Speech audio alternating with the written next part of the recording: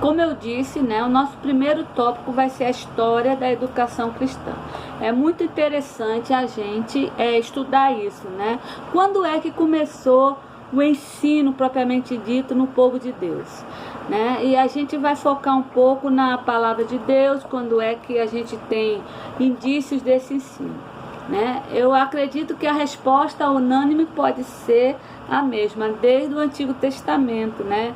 Desde quando Deus escolheu um povo e preparou um povo para ser dele, né? Peculiar dele, né? Então é muito lógico que a gente pense assim, né? Então o ensino, o primeiro tópico aí é o ensino da palavra de Deus nos tempos bíblicos, né? Abra suas Bíblias em Deuteronômio capítulo 31. Deuteronômio 31, certo? É um texto que nós conhecemos, mas vale a pena a gente ler, lembrar. Eu queria que você anotasse aí, que é um indício de que já o povo de Deus já tinha essa questão de estudar a lei, os preceitos do Senhor. Então Deuteronômio 31, 12 e 13 diz assim: reuni o povo, homens, mulheres e crianças, e os estrangeiros dentro das vossas cidades, para que ouçam, aprendam e temam o Senhor vosso Deus, e tenham cuidado de obedecer a todas as palavras da lei, para que seus filhos que não conhecem esta lei, ouçam e aprendam a temer o Senhor vosso Deus todos os dias que viverdes sobre a terra que ireis possuir quando atravessardes o Jordão. Então, queridos, o que nós chamamos, né, que o povo de Israel, nos seus primórdios, eles realizavam, era a questão da tradição oral. Então, o contar de história para os semitas, para Israel, era muito importante. Contando história, até hoje, quando nós temos nossos filhos pequenos, nós realizamos essa prática de contar a história para eles, né? E até hoje, meus filhos já são grandes, eles às vezes fazem alusão a alguma história que o pai, a mãe, né, contou, que eles sabem. Então é muito interessante. Além de Deuteronômio 31, 12 e 13 que eu li, Deuteronômio 11, 19 e 20 também é um texto que você pode anotar e podemos confirmar que como começa a educação cristã desde o início do povo de Deus, né? Então, Deuteronômio 11, 19 e 20 diz assim: e as ensinareis a vossos filhos, falando dela, sentados em casa e andando pelo caminho, ao vos deitardes e ao vos levantardes. E as escrevereis nos batentes de casa e nas portas. Então você vê que o povo de Deus, né, é algo notório que o povo de Deus sempre teve essa questão da educação, né? E interessante, desde os patriarcas, ou antes dos patriarcas, desde a fundação patriarca Abraão, até hoje, o século 21, em nenhum momento houve uma descontinuidade do ensino da educação cristã, dos preceitos do Senhor. E não vai haver. Nós estamos agora em plena pandemia e eu tenho trabalhado muito, porque eu tenho gravado aulas, ensinos, estudo, eu tenho me preocupado. Além de eu ser líder nacional de mulheres, eu sou líder regional aqui no nosso estado de educação cristã, professora de escola dominical, eu sou co-pastora de Lagoa Nova, então eu tenho uma imensa responsabilidade de estar educando, ensinando e aprendendo também, né? Então, nos tempos bíblicos, sempre foi focado nessa questão da educação cristã, né? Primeiro, principalmente nos patriarcas, houve o que a gente chama de tradição oral, né? Inculca, conta história, né? E a formalidade nos parece que apareceu principalmente no deserto, na escola mosaica, né? Pense aí, Moisés tirou um povo do Egito, um povo escravizado, certo? Alguns provavelmente não sabiam ler. E Moisés teve 40 anos para formar esse povo no deserto. Talvez se Moisés tivesse tirado do Egito, chegados logo na terra, né, prometida, não teria essa formação.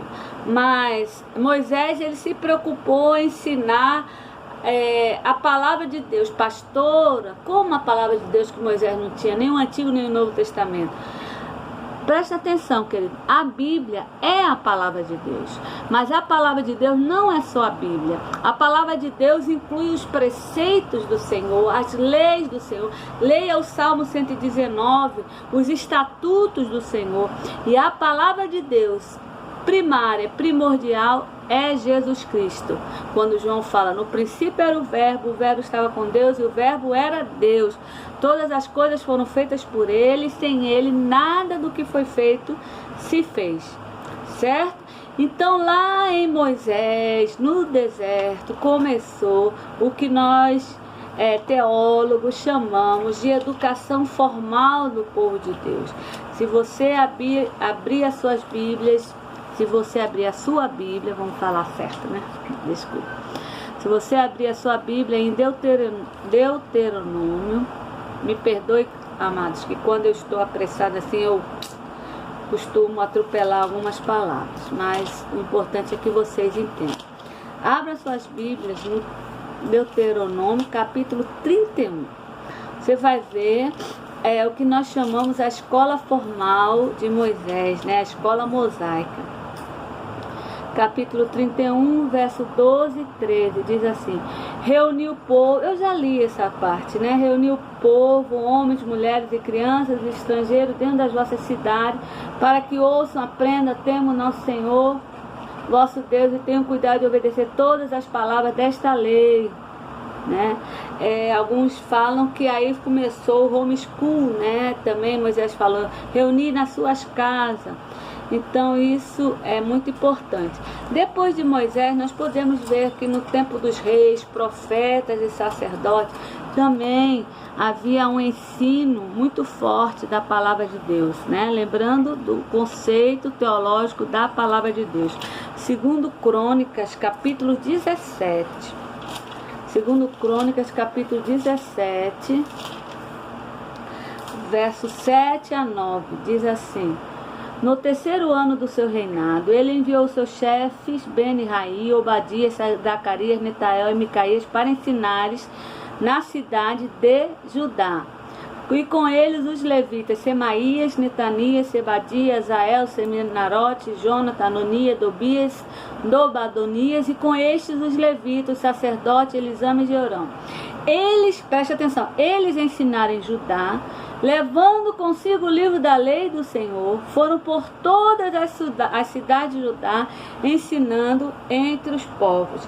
Então, isso aí é algo muito importante a gente entender, que o quanto Deus o quanto Deus zelava pelo ensino e zela, né, pela sua palavra, né, porque isso é o que sustenta o cristão.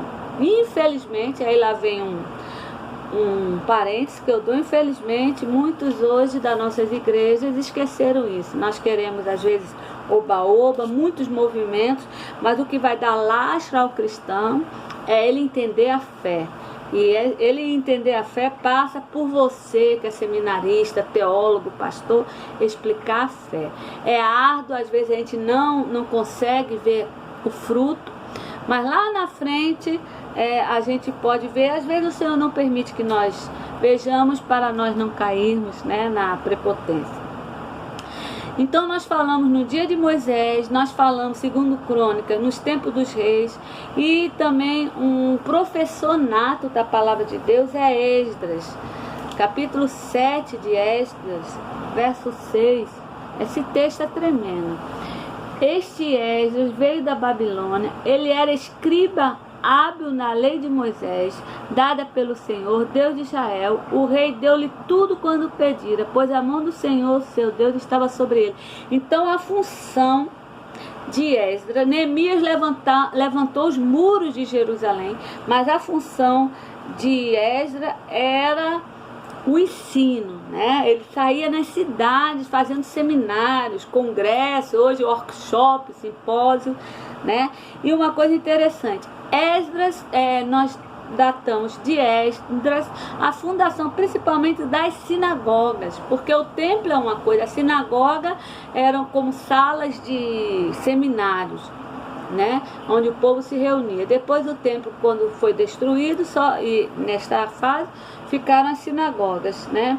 Hoje a sinagoga tem uma grande relação com a nossa própria escola bíblica dominical. Se você também lê o capítulo 8 do livro de Neemias, contemporâneo de Esdras, você vai ver que Neemias, ele instalou uma grande escola dominical ao ar livre.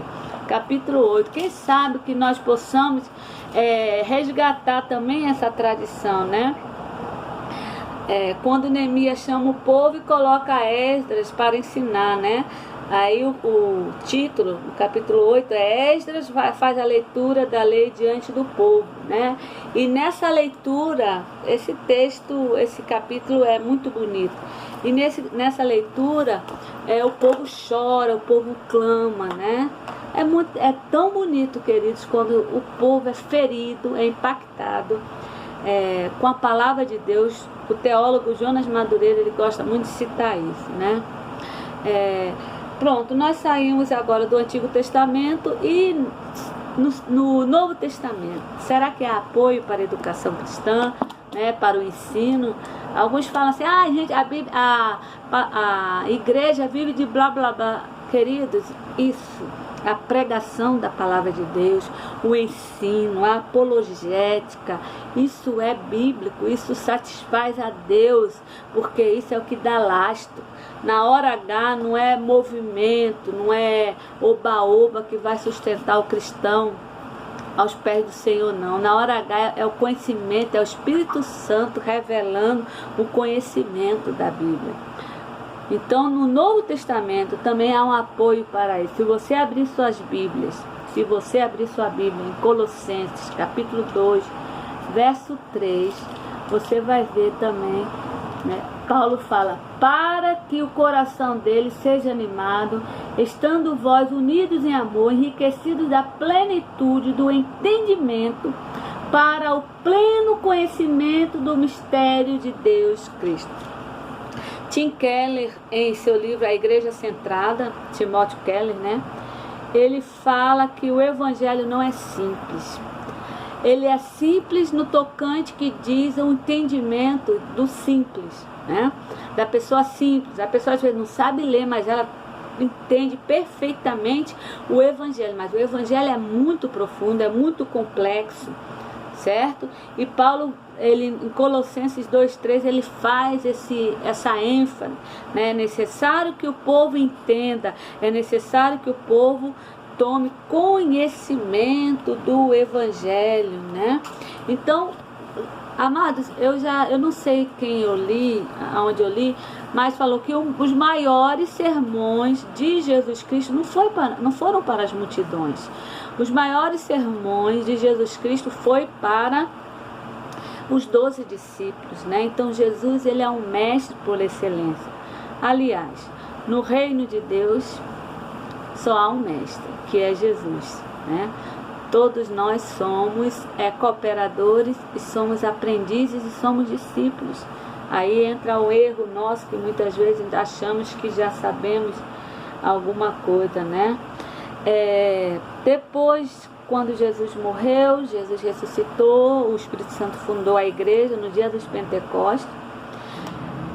Voltando um pouco para Jesus, interessante que Mateus 7,29 fala, ele ensinava como quem tinha autoridade. É muito importante, o povo de Deus, ele percebe quando o pastor, o professor se preparou, conheceu o conteúdo. Isso é muito interessante, né? Mais de 60 vezes no Novo Testamento, Jesus foi chamado de mestre, né? E a gente sabe que a maior comissão que ele nos deu está em Mateus capítulo 28. Mateus capítulo 28, que é a grande comissão, e ali há um mandato educacional da igreja. Aquele mandato que portanto, ide, fazei discípulos de todas as nações, batizando-os em nome do Pai, do Filho e do Espírito Santo, ensinando-os a obedecer a todas as coisas que vos ordenei. E eu estou convosco todos os dias até o final dos tempos. Percebeu aí o ir de fazer não é faça? Não, ir de fazer é algo demorado, é algo estudado, é algo que você vai gastar tempo nisso, né? Então fica muito claro que Jesus, ele se atarefou, Jesus se ocupou com o ensino da igreja, ele deixou para a igreja primitiva isso. Lucas foi um que registrou tremendamente o que Jesus fez, né? E ele falou, passei a estudar, né? E aí a igreja, nós falamos que ela cresceu com o magistério do evangelho, com o ensino do evangelho. A igreja primitiva tinha uma expansão tremenda e foi com o ensino do evangelho. Eu vou até ler, London diz, extinga a escola bíblica dominical da sua igreja e dentro de 15 anos ela terá apenas a metade de seus membros. É tremendo isso, né? E muitas vezes a gente caiu na moda de não ter, eu acho lamentável, né? Após o Novo Testamento, a história do Novo Testamento, da igreja primitiva, houve também os pais da igreja que eles eram educadores natos, eles se formaram, Orígenes, Clemente de Alexandria, Justino, Gregório Nazianzeno, né? Agostinho.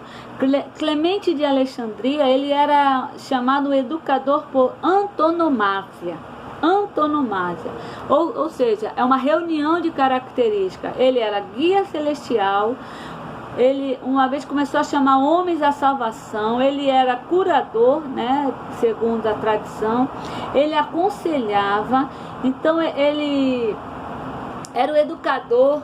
Interessante, o Clemente de Alexandria era chamado educador dos humildes. Depois dos pais da igreja, né, nós conhecemos, e depois é bom você ler um pouco sobre os apologetas e os polemistas. Aí vem o Lutero, que ele levantou o estudo da palavra de Deus, que só podia agora estudar, só podia ler em latim, não tinha tradução. E Lutero foi o primeiro que traduziu a Bíblia para o idioma alemão, né? E com Lutero, às vezes eu desafio você também a estudar um pouco a voz feminina da reforma, que nós temos uma ordem chamada as beguinas, e essas beguinas eram mulheres que não podiam entrar no convento, porque elas não tinham dinheiro para dar o dote, para casar, então eram mulheres solteiras, não era proibido ler a mulher, mas elas escondidas, elas liam, e elas iam na casa do povo ensinando a palavra de Deus, o Novo Testamento. E foi nesse movimento que também saiu a reforma protestante. A própria esposa de Lutero, ela era uma professora de teologia. Lutero viajava e ela ficava na casa deles com 200 padres que se foram transformados em pastores, ensinando. Então a Bíblia sempre nos traz, e a história da igreja sempre nos traz esse resgate, certo? E agora nós podemos falar como é que a escola dominical foi fundada, né? No sul da Inglaterra, por um jornalista chamado Robert Hicks, né? Ele percebeu que aos domingos, as crianças que não tinham escolas, as crianças da periferia, elas ficavam nas ruas, né? E muitas com fome, passando fome. E aí ele falou, não, eu vou reunir essas crianças. E começou a reunir as crianças e começou a ensinar as crianças a palavra de Deus. E ele percebeu que a maioria era analfabeta, então começou a alfabetizar, né? Ele tinha 40 anos, então isso aí em mais ou menos 1780, na Inglaterra, ele fundou essa escola dominical. Hoje nós comemorando o Dia Mundial da Fundação da Escola Dominical, no dia 3 de novembro de 1783. Ele, como jornalista, ele divulgou em todos os jornais da Inglaterra essa escola que ele estava criando, né? Charles Spurgeon, né, esse grande teólogo, ele é um que escreveu muito sobre o ensino das crianças, né? E ele defendia que uma criança de 5 anos ela poderia se converter. Daí, queridos, a importância da escola dominical também para as crianças, né? Algo que acontece muito nas igrejas, na minha igreja, do Alecrim, nós tínhamos poucas crianças. Por quê? Casais com poucos filhos. Mas, querido, nós temos também as comunidades ao redor, né? E nós começamos a despertar. A fundação da Igreja Missão Evangélica Pentecostal do Brasil foi nesse sentido também. Começou a despertar para as comunidades do ensino. A igreja de Cidade Nova, eu dirigi aquela congregação por 8 anos. E nós fizemos um projeto lá, que antes começou, fundada pelo presbítero João da Bênção, um grupo da igreja do Alecrim, Projeto Macedônia, que era no lixão de Cidade Nova. E lá a gente ia levando sopa, levando professores para ensinar a ler. E ali surgiu, hoje temos muitos frutos desse projeto, e nós conseguimos, na nossa congregação pequena em Cidade Nova, juntar 200 crianças. Dessas 200 crianças, elas têm mãe, né? Elas têm família. Então a igreja precisa despertar para isso. Quando chegou a Escola Bíblica Dominical no Brasil? Ela chegou no Rio de Janeiro em 1885. Ela foi fundada por Robert e Sarah Cayley. Robert e Sarah Cayley, eles eram pastores congregacionais, certo? Ele era pastor congregacional, ela missionária, porque congregacional não consagrava ao pastorado mulher. E eles fundaram no Rio de Janeiro, no centro do Rio. Eu tive o privilégio de conhecer a Igreja Fluminense Congregacional, porque eu me converti em 80 na Igreja Congregacional em Bangu. E nós íamos muito nessa primeira igreja congregacional no Rio de Janeiro, no centro da cidade, a Igreja Fluminense, que foi a primeira escola bíblica dominical do Brasil, né? Então, em 19 de agosto de 1885, eles eram escoceses e vieram aqui para implantar esse ensino da palavra de Deus, né?